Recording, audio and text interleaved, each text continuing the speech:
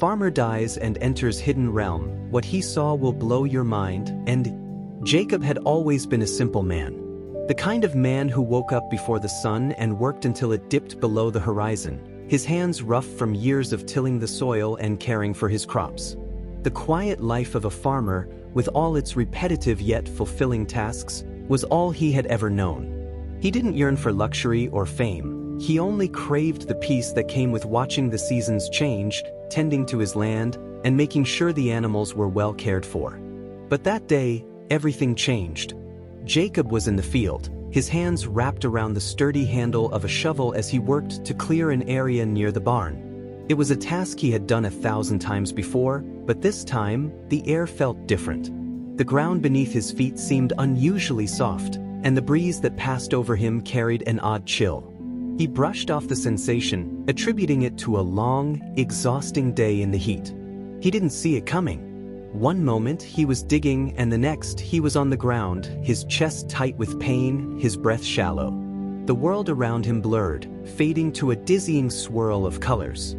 His heart pounded in his ears, the sound growing louder, faster, until it all stopped. There was no final gasp of air. No dramatic flash of light.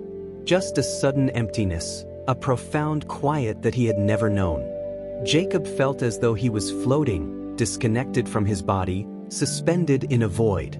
His thoughts were fragmented, disjointed, and for the first time in his life, he didn't know where he was. There was no pain, no exhaustion, just an eerie stillness that settled over him like a heavy blanket. He tried to speak, to call out for help, but his voice was swallowed by the silence. And then, as if from nowhere, a light appeared. It wasn't the kind of light you'd see in the daytime, nor was it harsh or blinding. It was soft, warm, and beckoning, like the glow of a distant lantern in a dark room. Jacob didn't know why, but he felt a pull toward it, a yearning to follow. It didn't make sense, but his body moved of its own accord, his mind barely registering the change. The moment his foot touched the ground, or at least what felt like ground, everything shifted. The light grew brighter, engulfing him in a haze of warmth. He found himself standing in a place that couldn't possibly exist in the world he had left behind. There were no trees, no barns, no familiar fields. Instead, there was an endless horizon of mist and light, an ethereal realm that seemed to stretch infinitely. At first, Jacob thought he was dreaming, but as he took in his surroundings, something told him this was no dream. This was real. He could feel it. Every fiber of his being screamed that this place, this strange world, was more real than anything he had ever known. It wasn't like the earth, where everything had a beginning and an end. Here, it was timeless, as if everything existed all at once.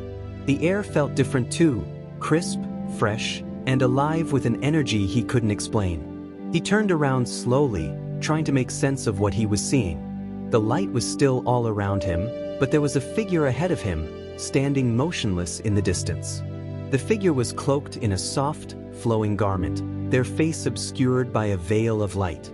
Jacob couldn't make out any details, but he could sense that the figure was waiting for him, as though it knew he would come. For the first time in what felt like forever, Jacob spoke. "Where am I?" His voice echoed strangely, as if the very air here swallowed sound. The figure didn't answer at first. It only moved closer, the swaying of its clothing like a whisper in the wind. As the figure came into focus, Jacob felt his breath catch in his throat. He had never seen anything like it before. The figure's presence was calm and peaceful, yet there was a weight to it, a sense of authority. This was no ordinary person. The figure raised its hand slowly, gesturing for Jacob to follow. Though he didn't understand what was happening, he felt compelled to obey. The figure led him through the mist, and as they walked, Jacob noticed something strange. Things began to appear out of the air. Shapes, images, things he could barely comprehend, like memories flashing in the distance, slowly coming into view. He saw visions of his life. The small farm he had built from nothing, the cows he had raised, the crops he had carefully planted. But these were different. They weren't just memories, they were alive, like they were unfolding in front of him in real time. He could smell the earth, feel the wind, hear the rustling of the leaves. The memories were vivid and overwhelming, as if the very fabric of his life was unfolding in front of him. Jacob stumbled to a stop, his heart racing. "What is this?" he whispered, his voice barely audible. The figure turned to him, its face still hidden. "This is not just your past, Jacob. This is the beginning of your journey. What you see here is the truth of your existence, what you were, and what you are meant to become." "But I don't understand," Jacob protested. "I was just working. I don't know why I'm here." The figure was silent for a moment, and then it spoke again, its voice soft but insistent. "This is not the end, Jacob. This is the beginning of what is to come. You are here because you have been chosen to witness something greater. The things you have seen, the things you will learn, are not for your understanding alone. They are for the world." Jacob's heart pounded. A cold chill ran down his spine. "What do you mean? What is happening? What do you want me to do?" The figure moved closer to him, and for the first time, Jacob felt a deep sense of unease.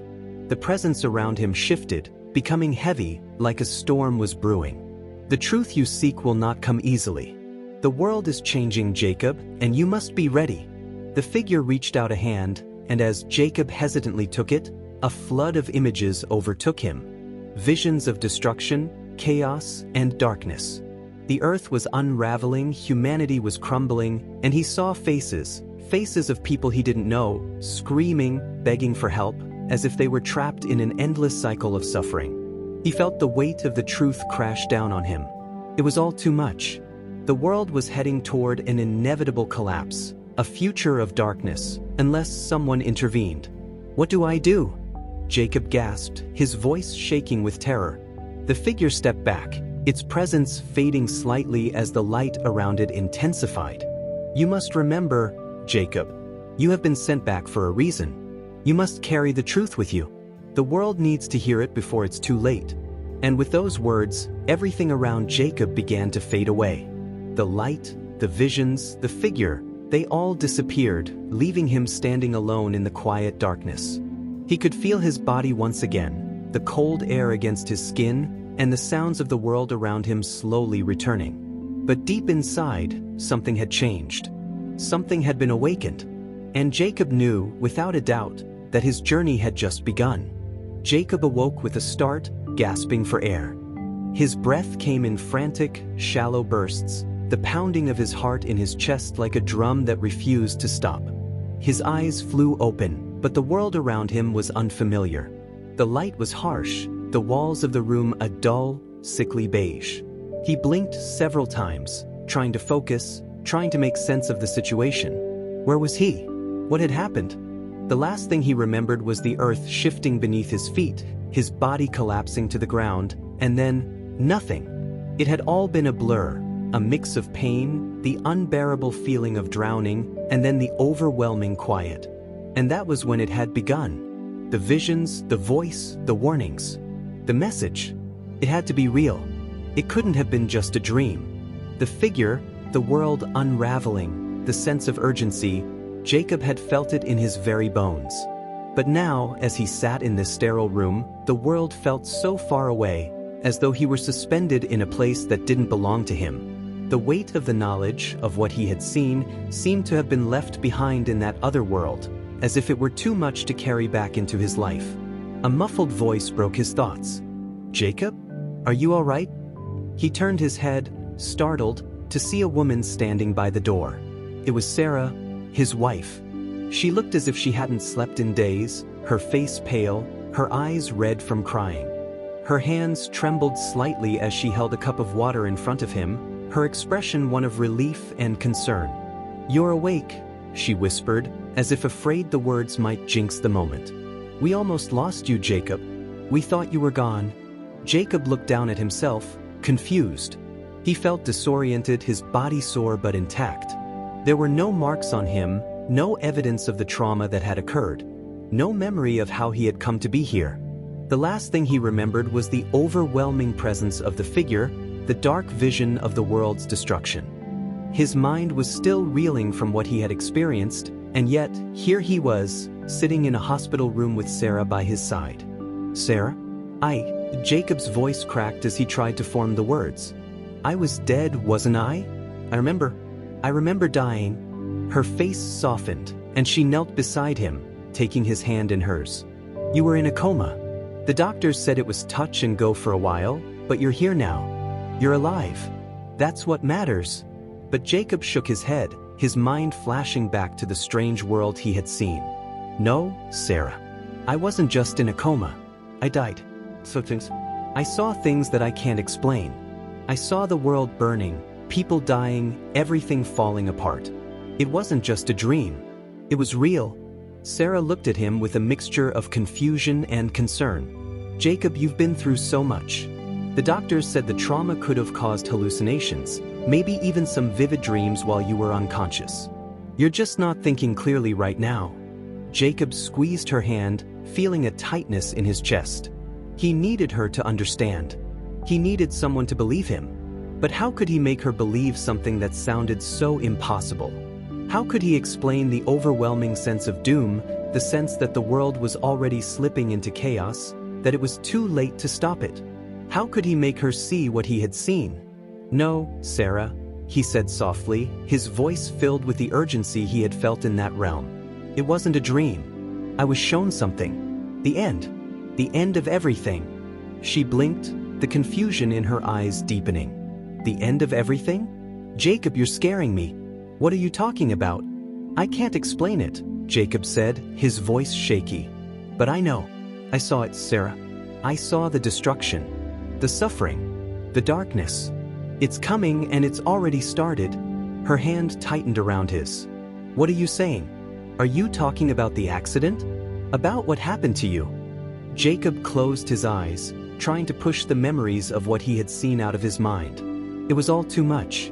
The visions of chaos, the figure who had warned him, the feeling of being powerless, of knowing something was coming but not knowing how to stop it. He had tried to brush it off as a byproduct of his near-death experience, but deep down he knew it wasn't just some fantasy. It was something much worse. I'm saying that I saw the end, Jacob repeated, his voice stronger now. And I can't sit here and pretend that it's just a bad dream. I don't know how to explain it, but the world is already breaking apart. People are going to suffer. The world as we know it is going to end. And we're all standing on the edge of it. Sarah didn't know how to respond. She stood up and began pacing around the room, her hands clasped tightly in front of her as if she were trying to hold onto some semblance of control. Jacob watched her, his heart sinking. He knew she didn't believe him, not really. She couldn't. No one could. Jacob, you've been through so much trauma, Sarah said again, her voice wavering. You've been through something no one can understand. But this isn't you. This isn't how you are. But Jacob couldn't stop it. The visions, the urgency, everything inside him screamed that he couldn't ignore what he had seen. The warning that had been placed inside his soul wouldn't let him rest. He had to do something, even if it meant standing alone. I have to do something, he said, his voice quiet but resolute. I have to warn them. Someone has to know. Warn who? Sarah asked, turning to face him. Her voice was strained, as though she were trying to hold back the tears that were threatening to spill. Who are you going to warn, Jacob? Who's going to listen? I don't know, Jacob replied, his voice shaky. But I have to try. If I don't, it's going to be too late. The days that followed felt like a blur to Jacob. As the pain in his body slowly faded and the fog in his mind began to clear, a new sense of urgency gripped him. He couldn't shake the feeling that time was running out. The visions, the words, the warning, they clung to him like an invisible weight. He couldn't ignore what he had seen, and the more he tried to push it out of his mind, the stronger the need to act became. But Sarah wasn't ready. No one else was. They couldn't understand what he had witnessed, and he had no idea how to make them understand. As the sun set on the third day since his return from the hospital, Jacob found himself standing in the middle of his fields, staring out at the vast expanse of land that had once felt so familiar, so comforting. He had worked these fields his whole life, watched the seasons change, witnessed the cycle of birth and death, growth and decay. But now, everything felt different. The land, the soil, the air, it all felt like it belonged to a different world, a world he no longer recognized. He took a deep breath, trying to steady his thoughts.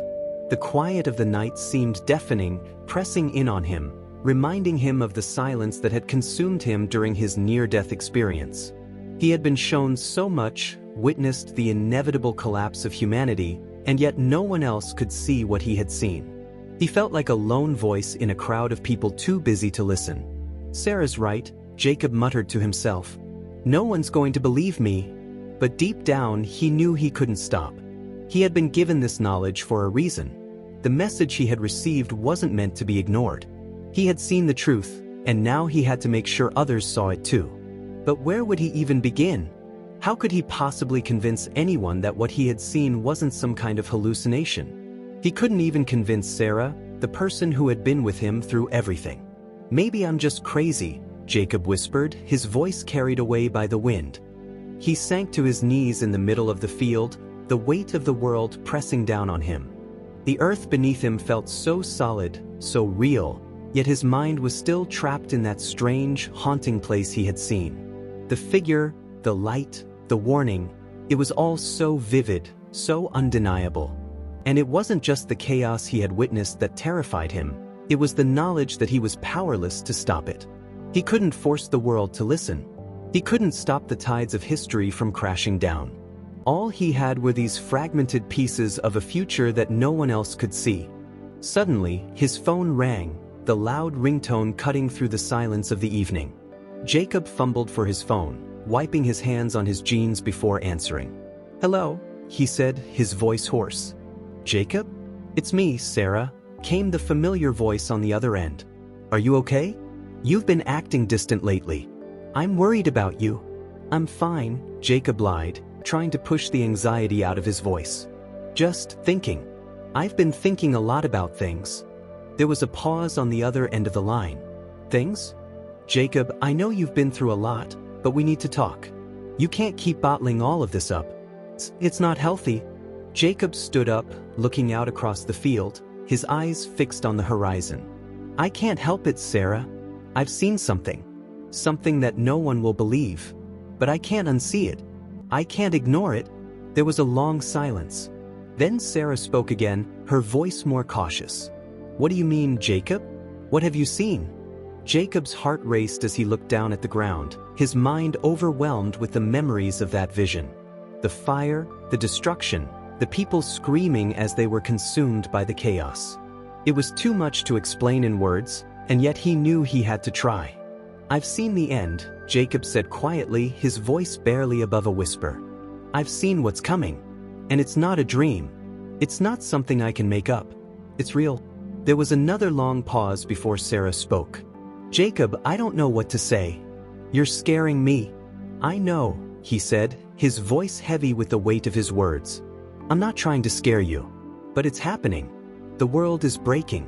Humanity is heading towards something horrible. And I don't know how to stop it."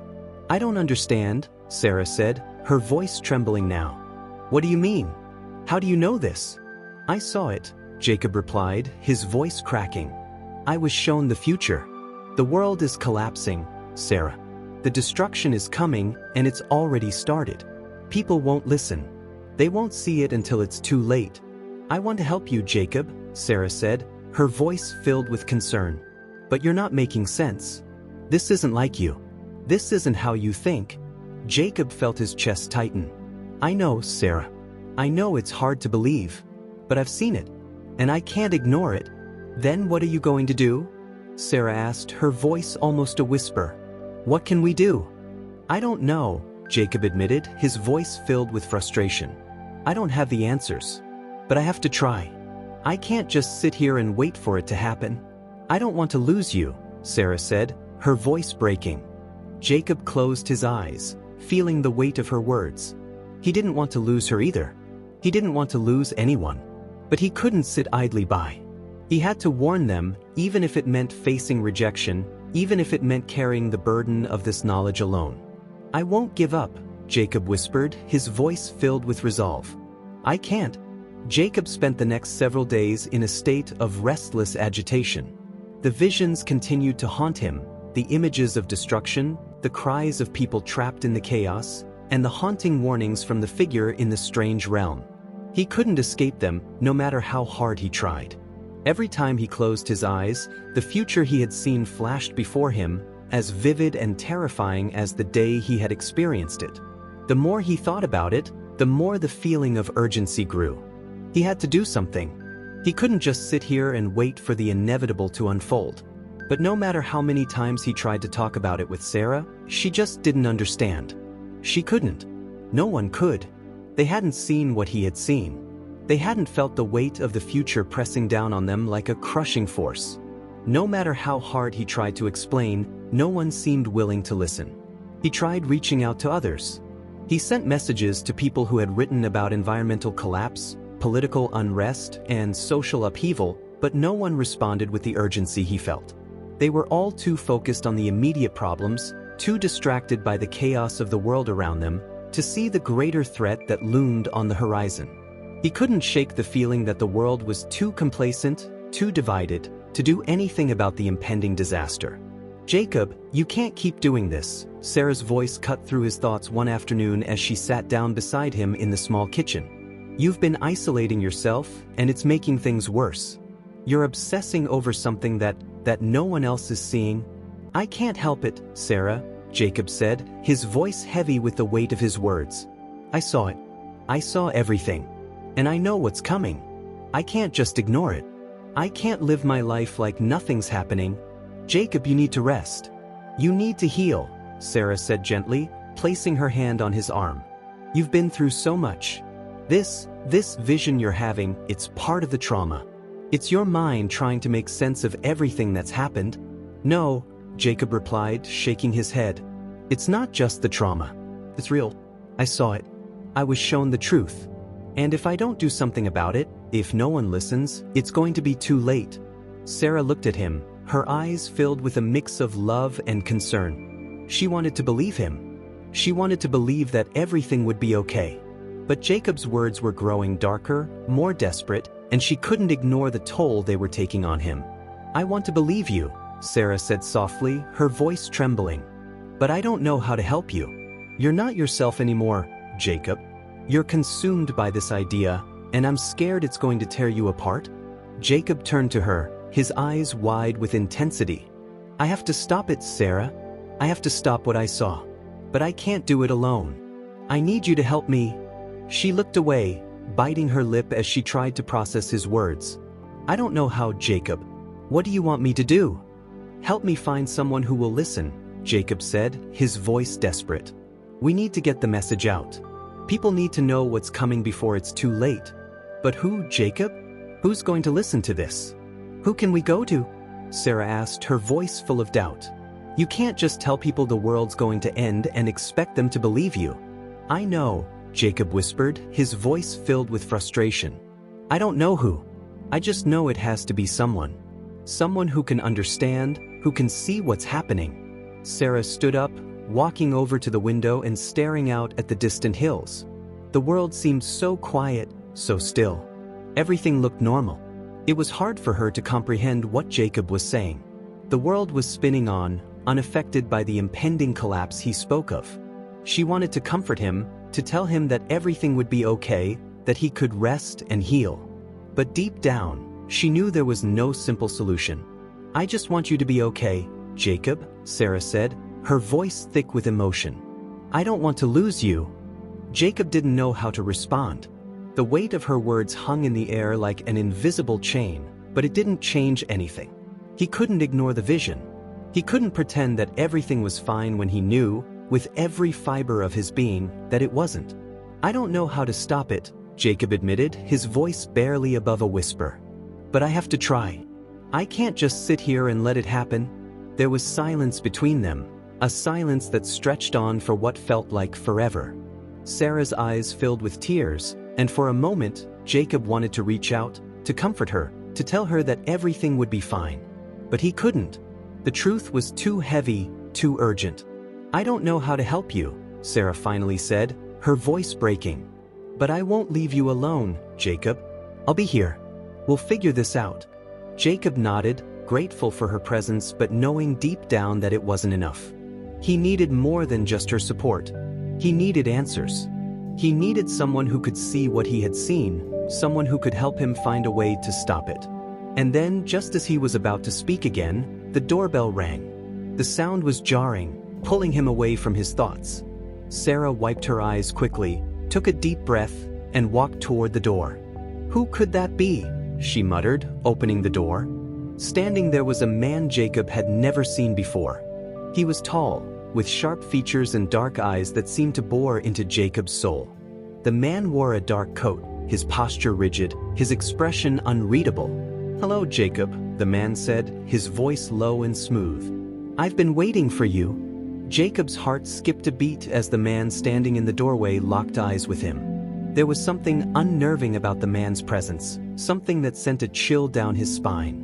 The man's face was sharp, like a predator's, and his gaze was intense, almost too focused. He didn't look like someone who would just show up at the door uninvited. "Who are you?" Jacob managed to croak, his voice coming out strained and hesitant.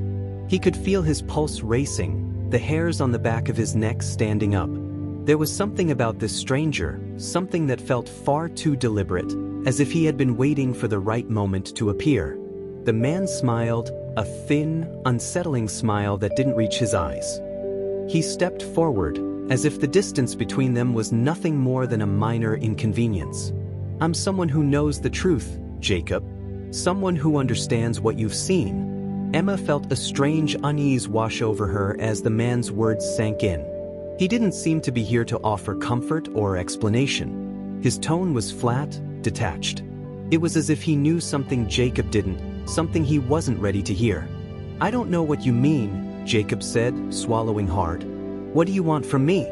The man didn't answer immediately.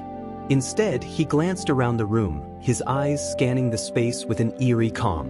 The room felt suffocating, as if the walls were closing in on him. Sarah, still standing by the door, was visibly tense, her hand gripping the edge of the doorframe. "Don't worry," the man said, his voice smooth but chilling. "I'm not here to cause trouble. I'm here because I think you need to hear something. Something that will change everything." Sarah's eyes darted to Jacob, her expression full of confusion and concern. "Who is this?" she asked, her voice trembling. She didn't understand, and Jacob couldn't blame her. He didn't understand either. The man took a slow step forward, his gaze never leaving Jacob's face. "You've seen it, haven't you?" he asked, his voice soft but cutting through the silence like a knife. "You've seen what's coming. The end. The destruction. The collapse of humanity." Jacob recoiled slightly, feeling a wave of dread crash over him. "How do you know that? How do you know what I saw?" "I know because I've seen it too," the man replied, his smile never wavering. "I've seen the same future, the same truth. And now, you and I are part of something much bigger. Something much darker." The words hit Jacob like a physical blow. His heart was racing, and he found it hard to breathe. He had been carrying this knowledge, this terrifying vision of the end of the world, for days now, unable to make anyone understand. But this man, this stranger, he seemed to know exactly what Jacob had seen. He wasn't afraid. He wasn't worried about being dismissed as delusional. He spoke as if the knowledge itself was a fact, something that could not be denied. "What do you want from me?" Jacob finally asked, his voice barely more than a whisper. "Why are you here?" The man stepped closer, his presence imposing and unsettling. "I want you to understand that you're not alone in this," he said, his voice low and serious. "You're not the only one who has seen what's coming. I'm here to guide you, to help you navigate what's ahead. But you need to be ready. This is only the beginning." Sarah's voice trembled as she spoke. "What are you talking about? What do you mean, this is only the beginning?" The man's gaze shifted to Sarah, his eyes narrowing ever so slightly. "This is bigger than both of you," he said cryptically, his voice filled with dark promise. "You don't know it yet, but Jacob's vision is just the tip of the iceberg. There is so much more you have yet to learn, so much more that's hidden from you." Jacob's mind spun. He felt the walls of reality beginning to bend and twist. This man knew too much. His presence, his confidence, the way he spoke, it all felt wrong, like a puzzle piece that didn't quite fit but somehow forced itself into place. Jacob had seen the truth, had witnessed the end, But now there was something else, something darker. "What do you mean?" Jacob asked, his voice shaking with unease. "What do you want me to do?" "I don't understand." The man smiled again, but this time, there was something more sinister in his expression. It was a smile that promised nothing good, a smile that seemed to come with a price. "You're part of something much bigger than you realize, Jacob," he said slowly, his words deliberate. "You've seen the vision, the prophecy. You've been chosen, but you're not the only one. There are others like you, people who've seen what you've seen. And we're all connected. But there's more at stake than just saving the world. There's a much greater force at play here. One that you can't even begin to comprehend." Jacob felt his stomach churn with fear. This man spoke with such certainty, such confidence, and it made his skin crawl. How could anyone be so sure? How could anyone know what he had seen, what he had experienced? Jacob didn't know what to believe anymore. The world he had once known, the simple life he had lived, felt so far away now, like a distant memory. Everything had changed. "I don't understand," Jacob whispered, feeling completely overwhelmed. "I don't know what's happening. I don't know what to do." The man leaned closer, his voice lowering. "You'll understand soon enough. But first, you need to be prepared. You're not ready for what's coming." "Not yet?" Jacob's heart raced as the man's words echoed in his mind. He didn't know what to do with the information, the revelation. Was this man truly here to help him, or was he leading him down a darker path? The uncertainty gnawed at him, and he felt himself slipping further into confusion and fear. Before he could speak again, the man turned abruptly and began walking toward the door. "This is just the beginning, Jacob," he said, glancing back over his shoulder. "You've seen what's coming. Now it's time for you to learn how to stop it." And with that, the man walked out, leaving Jacob standing in the middle of the room, his mind reeling. The uncertainty, the fear, the sense of doom, it all came crashing down on him at once. What was he supposed to do now? What could he possibly do with the knowledge he had, with the warning he had been given? He had seen the end, but now, the road ahead seemed darker than ever. Jacob sat in the dim light of his living room, the weight of the man's words hanging over him like a shadow. His mind spun, trying to make sense of everything. The strange figure who had appeared at his door seemed to know everything, about the vision, about the end that was coming. And worse, the figure had made it clear that Jacob wasn't the only one who had seen it. There were others like him who had been given this knowledge. But what did that mean? Were they meant to work together? Or was something more sinister at play? Jacob rubbed his face, trying to shake the images from his mind. The visions, the chaos, the destruction, kept replaying over and over again. Every time he closed his eyes, he saw the world crumbling. It wasn't just a distant idea anymore. It was as real to him as the ground beneath his feet. The truth was undeniable, and no matter how hard he tried to deny it, it wouldn't go away. He couldn't escape it. He had seen it, and now he was part of it. His phone buzzed on the table, pulling him out of his thoughts. He glanced at the screen and saw that it was Sarah. For a moment, he considered not answering. He wasn't ready to face her, not after everything he had just learned. He wasn't even sure how to explain it to her. But he couldn't ignore her call. She had been there for him when everything had fallen apart. She deserved an answer, even if he didn't have one for himself. "Jacob?"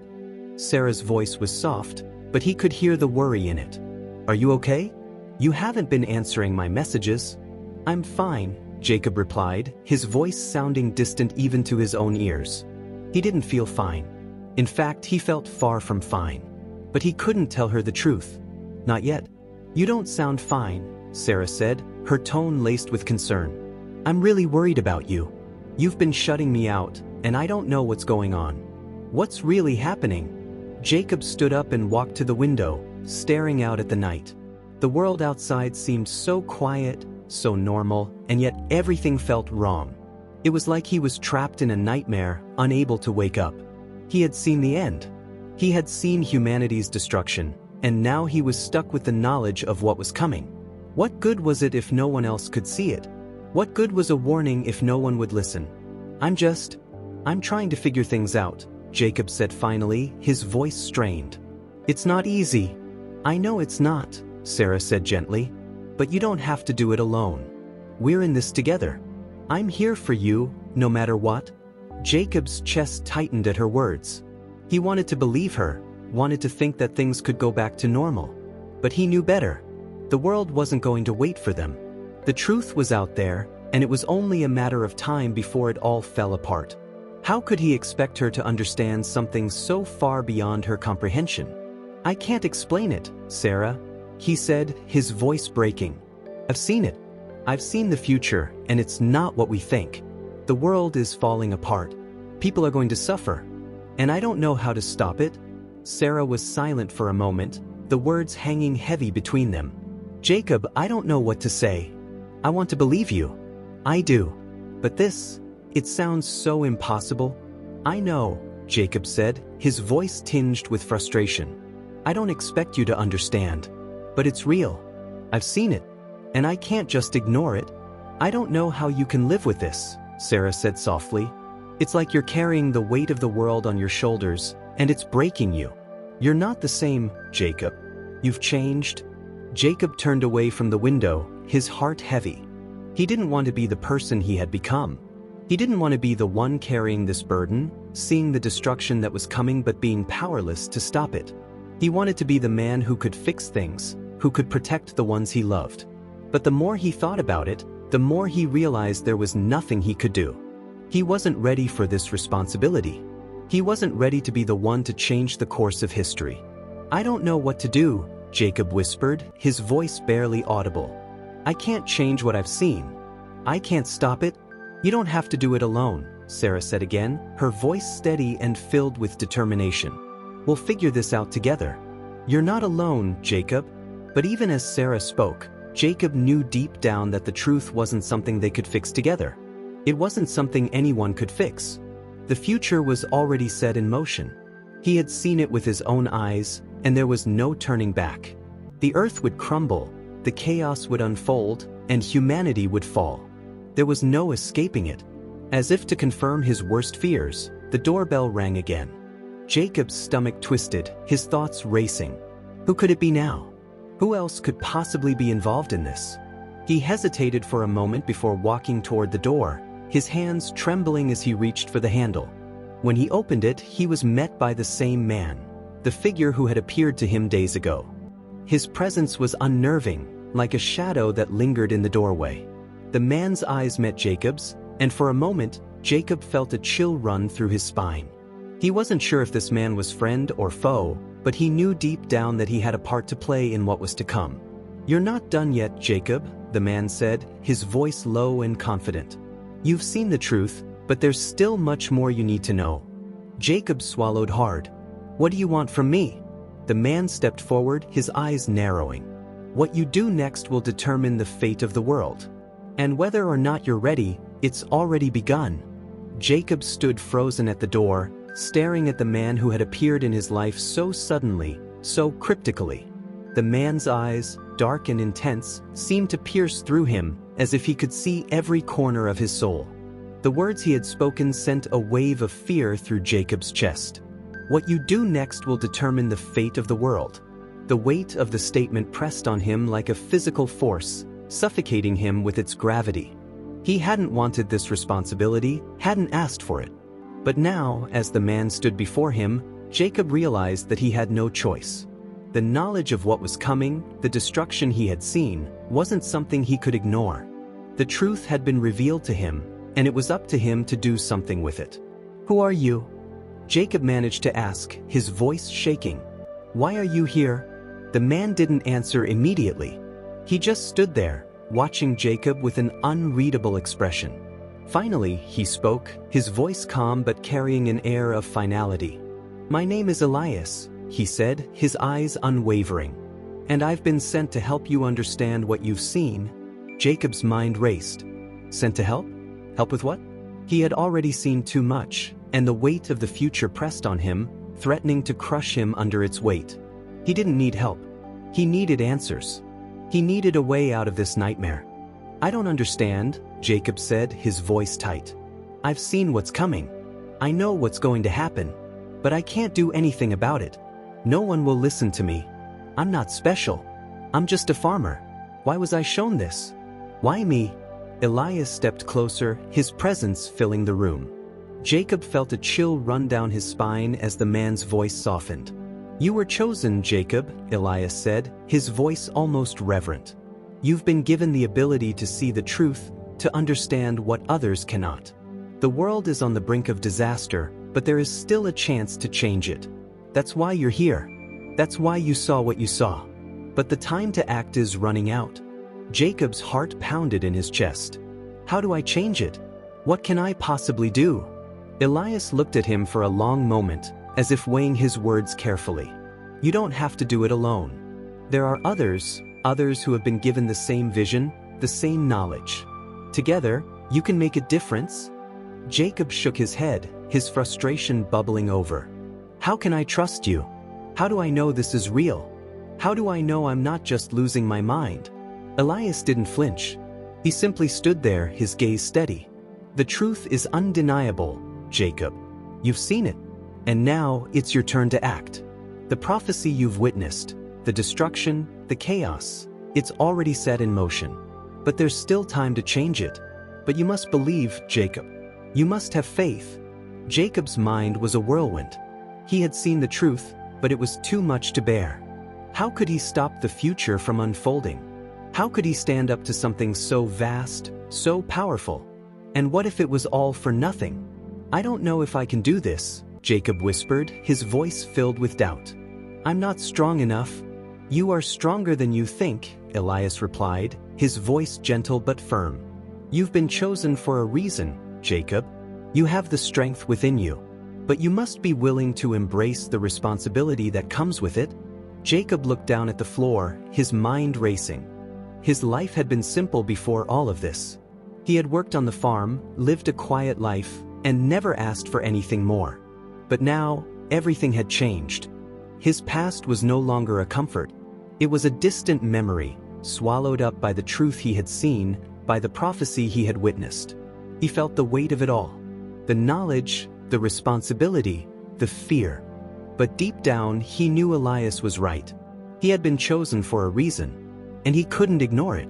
The world was teetering on the edge of destruction, and it was up to him to try and save it. But how? How could he possibly make a difference? The world was too big, too lost in its own chaos. And yet, the answer was right in front of him. He didn't have to do it alone. Elias had told him that there were others who had seen the same things, others who could help him. Suddenly, a wave of clarity washed over Jacob. He didn't have all the answers, but he knew one thing for certain: he couldn't ignore the call. He couldn't turn away from the truth, no matter how terrifying it was. He had been given a chance, a fleeting opportunity to change the course of history. And if he didn't try, if he didn't act, then everything would be lost. I'll do it, Jacob said, his voice shaking but resolute. I'll do whatever it takes. Elias nodded, a small smile tugging at the corner of his lips. Good. You have what it takes, Jacob. But remember, time is running out. You must find the others. You must gather them, and together, you will be able to face what's coming. Jacob's heart raced as he nodded, the gravity of his decision settling in. He didn't know what would happen next, but one thing was clear: the future was in his hands. And no matter how uncertain or terrifying the road ahead seemed, he had to walk it. Elias turned to leave, but before he did, he spoke one final time. The fate of the world rests on your shoulders, Jacob. Don't let fear stop you. With those words, Elias was gone, leaving Jacob standing alone in the room, his mind spinning. The world outside still seemed the same, peaceful, serene. But Jacob knew better now. The calm was just an illusion. The storm was coming, and now it was up to him to stop it. Jacob stood alone in the field, his heart racing as the weight of everything finally settled in. The world around him was quiet, too quiet. The soft rustle of leaves in the breeze was the only sound, but it felt foreign now, disconnected from everything he had just learned. His hands trembled as he gripped the letter he had written, a letter filled with the truth, the warning he needed to deliver. The reality of what lay ahead hit him with a crushing force. He was the one who had seen it, who had been chosen to carry this message. No one else could fully understand the gravity of what was coming, But he couldn't keep this knowledge to himself. He had been told there was still time, but the clock was ticking faster than he could grasp. He looked up at the horizon, where the sun was beginning to set. The land stretched out before him, beautiful yet tainted with the knowledge that it wouldn't last. He had to act, but the question remained, how? Where could he go to find those others, the ones who had seen what he had seen? The ones who would stand by him, who could help him stop the inevitable destruction that loomed over the world. The darkness of the night crept in, and with it, Jacob felt the weight of his mission settle deeper into his soul. He didn't know how much time he had left. He didn't know what the future would hold. But he knew one thing: the world was on the edge, and it was up to him to stop the fall. With a final glance at the land he had known his whole life, Jacob turned and walked toward the unknown, ready to face whatever came next. It wasn't just his future that depended on what he did, it was the fate of the world. And Jacob was determined to change it,